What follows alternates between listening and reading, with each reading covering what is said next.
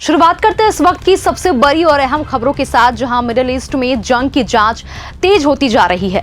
पाकिस्तान के अंदर हालात बिगड़ रहे हैं और अंतर्राष्ट्रीय स्तर पर कई बड़े घटनाक्रम दुनिया की चिंता बढ़ा रही है। आइए डालते हैं एक नजर आज की प्रमुख खबरों पर। नमस्कार, मैं अनिकेता शर्मा, आप देख रहे हैं न्यूज गंगा। अमेरिका ईरान जंग तेज, दुनिया में बढ़ी चिंता। जी हां, अमेरिका और ईरान के बीच संघर्ष एक बार फिर से भड़क गया है। अमेरिकी सेना ने ईरान के कई शहरों में हवाई हमले किए, जिसके जवाब में ईरान ने अरब देशों में मौजूद अमेरिकी सैन्य ठिकानों को निशाना बनाया। दोनों देशों के बीच ड्रोन और मिसाइल हमलों का सिलसिला भी जारी रहा। बढ़ते तनाव ने पूरे मिडिल ईस्ट को स्थिर कर दिया है और दुनिया भर में सुरक्षा को लेकर चिंता भी बढ़ गई है।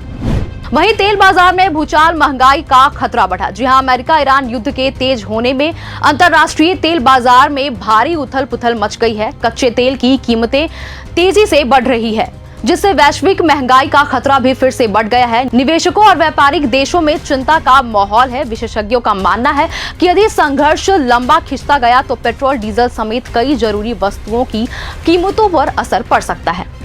वहीं होर्मुज़ स्ट्रेट बंद जहाजों को भी चेतावनी। ईरान ने अमेरिकी हमलों के बाद रणनीतिक रूप से महत्वपूर्ण होर्मुज़ स्ट्रेट को बंद करने का ऐलान कर दिया है। ईरानी सैन्य कमान ने चेतावनी दी है कि इस जलमार्ग से गुजरने वाली किसी भी तेल टैंकर या कारोबारी जहाज को निशाना बनाया जा सकता है। दुनिया के बड़े हिस्से का तेल इसी रास्ते से गुजरता है, इसलिए इस फैसले ने वैश्विक व्यापार और ऊर्जा आपूर्ति को भी लेकर गंभीर चिंता पैदा कर दिया है। ओमान के पास हादसे में 3 भारतीय नाविकों की मौत। स्ट्रेट ऑफ होर्मुज़ के पास एमटी सेटेबलर नामक कमर्शियल जहाज पर हुए हमले के बाद लापता 3 भारतीय नाविकों के शव बरामद कर लिए गए हैं। वहीं केंद्रीय मंत्री सर्बानंद सोनोवाल ने घटना की पुष्टि की है। भारत सरकार ने मृतकों के परिवारों को हर संभव सहायता का भरोसा भी दिलाया है। साथ ही सुरक्षित बचाए गए अन्य भारतीय क्रू सदस्यों को जल्द देश वापस लाने की प्रक्रिया भी शुरू कर दी गई है।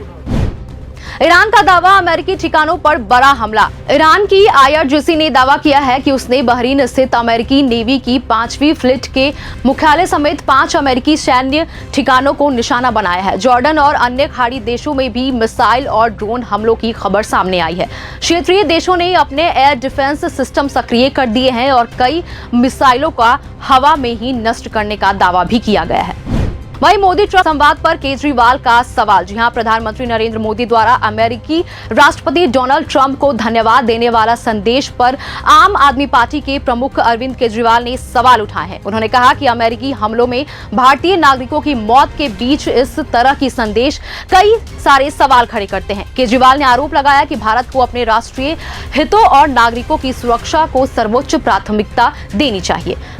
वहीं पाक में पाकिस्तान सेना का हेलीकॉप्टर क्रैश। जी हां, पाकिस्तान के कब्जे वाले कश्मीर पाक में पाकिस्तानी सेना का M117 हेलीकॉप्टर दुर्घटनाग्रस्त हो गए। शुरुआती रिपोर्ट के अनुसार हादसे में 21 सुरक्षा कर्मियों की मौत हुई। हेलीकॉप्टर मुजफ्फराबाद के नीलम घाटी की ओर जा रहा था, जहां अतिरिक्त सुरक्षा बल तैनात किए जा रहे थे। उड़ान भरने के कुछ समय बाद तकनीकी खराबी आने पर आपातकालीन लैंडिंग की गई लेकिन हेलीकॉप्टर दुर्घटनाग्रस्त हो गया।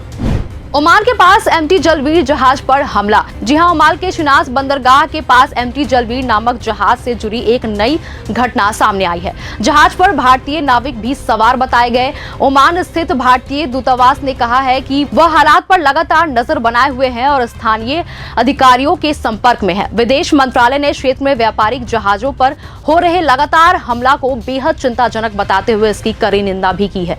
बता दें, पाकिस्तान में बढ़ी बगावत, आसिम मुनीर पर सवाल। जी हां, पाकिस्तान सेना प्रमुख जनरल आसिम मुनीर दुनिया के सामने अपने देश को शांति समर्थक बताने की कोशिश कर रहे हैं, लेकिन देश के भीतर हालात अलग ही तस्वीर पेश कर रही है।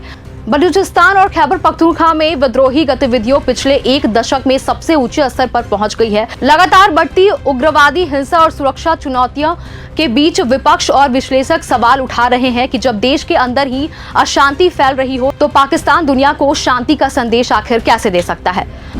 अमेरिका का हमला खत्म, ईरान का पलटवार शुरू। जी हां, अमेरिका और ईरान के बीच संघर्ष में लगातार दूसरे दिन एक जैसा घटनाक्रम देखने को मिला। अमेरिकी सेंट्रल कमांड ने ईरान पर अपने हमले पर पूरे होने की घोषणा की, जिसके कुछ समय बाद ही ईरान ने जवाबी कार्रवाई का दावा भी किया। ईरान ने बहरीन में अमेरिका नौसेना के 5वें बेड़े और कुवैत में कुछ ठिकानों को ड्रोन से निशाना बनाने की बात कही है। वहीं बहरीन में एयर रेड सायरन बजाए गए और पूरे खाड़ी क्षेत्र में सुरक्षा अलर्ट भी जारी कर दिया गया। तो ये था आज का अंतर्राष्ट्रीय बुलेटिन। भारतीय नागरिकों की सुरक्षा को लेकर बढ़ती चिंता और पाकिस्तान के भीतर गहराता संकट, इन सभी घटनाक्रमों पर दुनिया की नजर बनी हुई है। आने वाले घंटों में हालात किस दिशा में जाएंगे, इस पर लगातार हम अपडेट जारी करेंगे। बस ऐसी तमाम खबरों के लिए जुड़े रहें न्यूज गंगा के साथ। दीजिएगा इजाजत, धन्यवाद। अगर आपको ये हमारा वीडियो पसंद आया हो तो इसे लाइक और शेयर करना बिल्कुल ना भूलें। साथ ही हमारे चैनल न्यूज गंगा को सब्सक्राइब और फॉलो जरूर करें ताकि देश और दुनिया की हर बड़ी खबर आप तक सबसे पहले पहुंचे।